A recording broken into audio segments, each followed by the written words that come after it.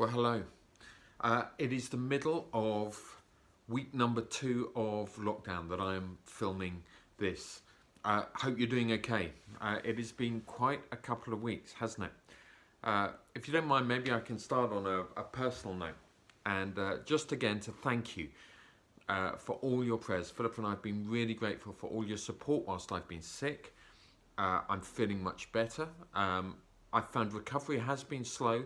I'm still building up strength, but I'm definitely on the mend, and we're in good spirits. We've had our 2 daughters, Becky and Vicky, have moved back as well, so there's 4 of us in the house. I can report that everyone else is healthy, and so we're in good shape. But a real thank you for all your messages and all your prayers. Just to say too, that the staff team at Christchurch have been magnificent over these last couple of weeks. Many of you won't need me to tell you that, you will have experienced that, but just so you know, do pray for them, please. And if you're in contact with them, do give them your thanks and your gratitude as well. I'll be really appreciative if you would do that. There's so much that could be said right now. There's so many different subjects that we could cover, but today I want to make it just as simple and as personal as I possibly can. And I want to think about how we live as individuals at a time like this. Fortunately, the Bible is just like replete with advice for times like this. If we read through the history pages of the Bible, we find that they're full of crises, national, even global crises. There's times of drought and famine, of persecution, of severe difficulty. And the verses that have been in my mind really since the start of this are the words that Peter speaks to the young Turkish church who are probably experiencing the first of the Roman emperor's persecutions at the time. And he says these words, 1 Peter 5, it's verses 6 and 7, and he puts it quite simply. He says this: humble yourself, therefore, under God's mighty hand, that he may lift you up in due time. Cast all your anxiety on him, because he cares for you. What does it mean at a time like this to humble ourselves? Well, I want to suggest that the first thing is that we have to trust him for the things that we cannot control. My observation has been that at times at least we've all been wanting to push back against the restrictions that we've been experiencing. I've watched some people rage against them, others just get low and I guess understandably depressed and even self-piteous about them. And there's a long list. We're all adapting to not going out, not going to work, and not gathering to worship. Sundays just feel really funny not being able to do that. And not being able to go to our favourite bars or restaurants, cafes, the places that we love to meet our friends and to hang out with others.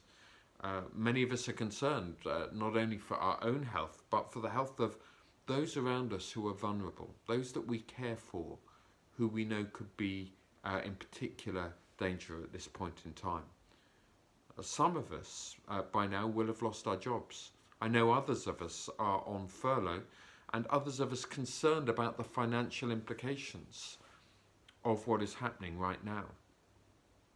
Others of us are still coming to terms with the things we're missing out on. I know that within the Christchurch London community, there have been weddings that have needed to be rearranged. There have been family celebrations, special trips, all sorts of things people have been looking forward to, which have had to be delayed. And I appreciate that people are dealing with disappointment. For those of us that think about the global situation, we're worried too about what will happen as the coronavirus hits the refugee camps or the huge slums of some of our massive global cities.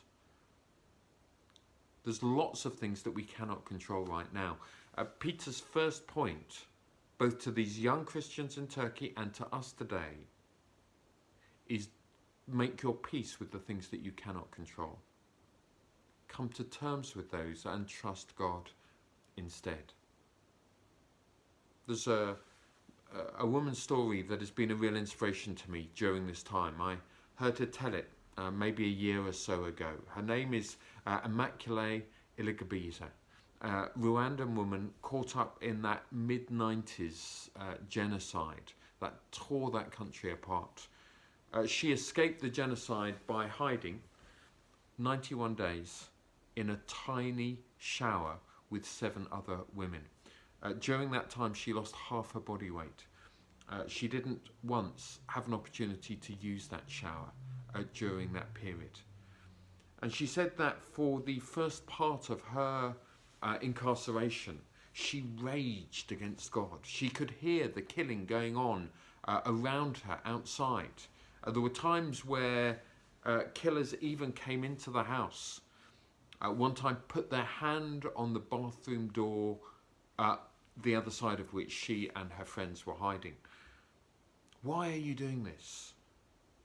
Was what was in her mind. It's not right or fair.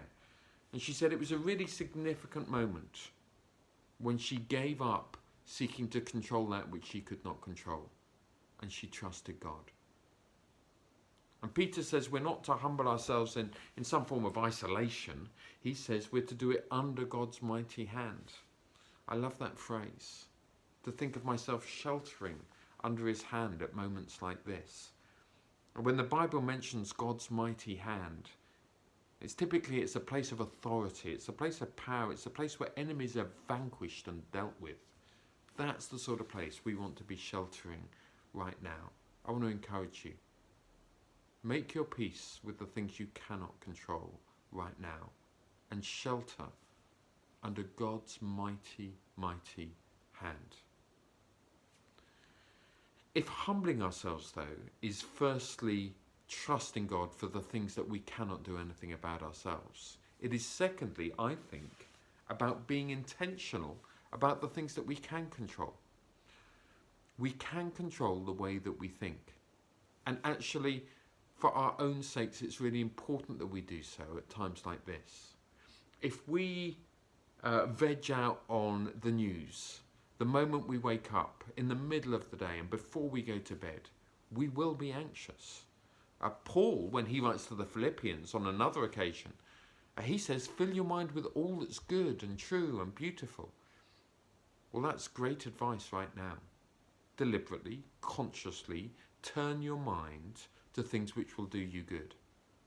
And my encouragement is start your day with Jesus, end your day with Jesus, and if you can, spend a short amount of time in the middle of the day with Jesus too. Peter's advice is cast your anxieties on him. Well, it's easy when we're praying to give them to him. But it's also tempting when we finish praying to pick them back up and walk out the door with them. Peter's encouragement is leave them there. And my experience is that isn't a once in a lifetime decision, rather it's an ongoing habit. And I think at times of high stress, high challenge like this needs to be our regular habit. Spend time with him, think about him, cast your anxieties on him and leave them just there. If we can control the way that we think, we can also shape our schedules. And I think with the inability to go out at the moment, this becomes particularly important. We're more scheduled here in my home as a household than we've ever been. Those of you that know Philip and I know that we rarely, if ever, stop in the middle of the day. We like keeping on going. We love what we do. And yet we found that in this season, to stop altogether for lunch, the 4 of us sit down together, talk together, take a break, has been really beneficial. And we have dinner at the same time every evening. We have started thinking about how can we make the weekends different from the working days of the week. I've just ordered a board game.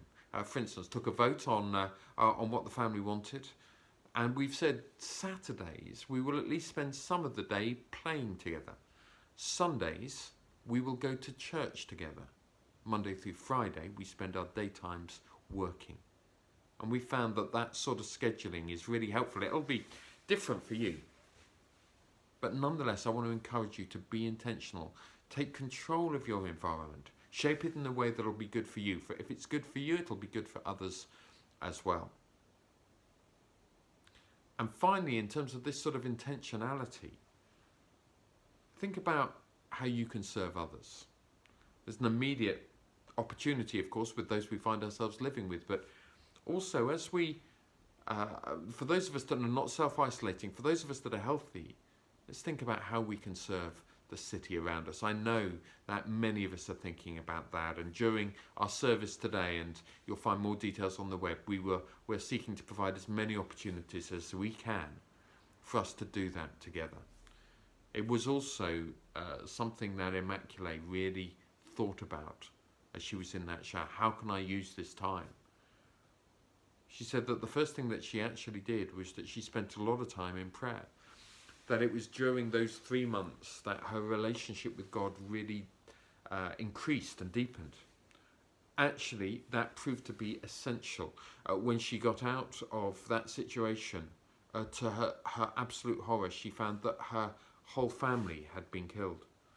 A day came when she was actually able to look the murderer in the eye.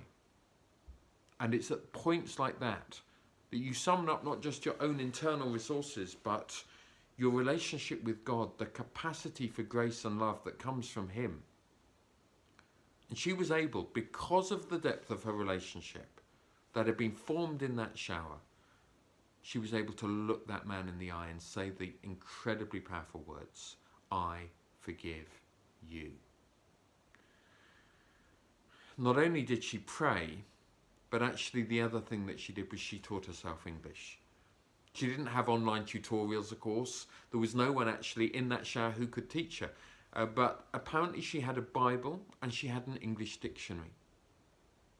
And the learning of English then proved to be of huge usefulness for God's glory later, as we'll come to see in a few minutes. So what does it mean to humble ourselves? It means to trust God for the things that we cannot control. It means to control in the right way, to be intentional about the things that we can shape. And the third thing I want to draw from this, I find it the most interesting actually, is that Peter suggests that the way that you and I live now can be seen as a test. Humble yourself before the Lord, and in due course He will lift you up. What does it mean to be lifted up? I want to suggest it means to know God's favour and to find ourselves being used by God in the way that He has particularly planned for us. The things that He has wired us for particularly. For Immaculée, her story became very well known, not just her suffering, but then her time of forgiving others and the rebuilding of that nation. She wrote books, they've become bestsellers, they've been translated into many different languages. Most recently, she spoke to an open-air gathering in South America of 200,000 people, where she got to tell her story and to glorify God as a result. It was because of her mastery of English. It was because of the depth of her relationship with God, the way that she's lived, that she has been lifted up. I want to encourage you to bear this in mind in this difficult, demanding, challenging period. That God is watching. That He wants to bring us to a point in our life where He can use us. It'll be very different from Immaculée. Most of us aren't going to write best-selling books. Few, if any of us, are going to address such huge crowds. But He has something. He has a niche that only you can fill. He has the needs of an individual or a small group or a community that can only be met by you. And He's looking for those that He can trust. Those after His own heart, as it's put elsewhere in the scriptures, who He can lift up in due course. Those are Peter's encouragements to us. Humble yourself. Trust Him for the things that you cannot control. But be intentional about the things that you can. And do so knowing that this time will come to an end. There will be a time where we will be able to say it is over. And it will be at that point that He's looking for those that He can lift up as a result. We're praying for you this week. God bless you. Pray for us as well, And we're looking forward to all being together next Sunday, Easter Sunday. Excited about worshipping together on that very special day. In the meantime, live well this week. Let us know if there's ways we can pray for you, things we can do to support you. Let's join together this week, during the week where we can, for our Connect groups online. And see you next Sunday. God bless you, stay safe, and under God's grace, humble yourself. And in due course, God will lift you up.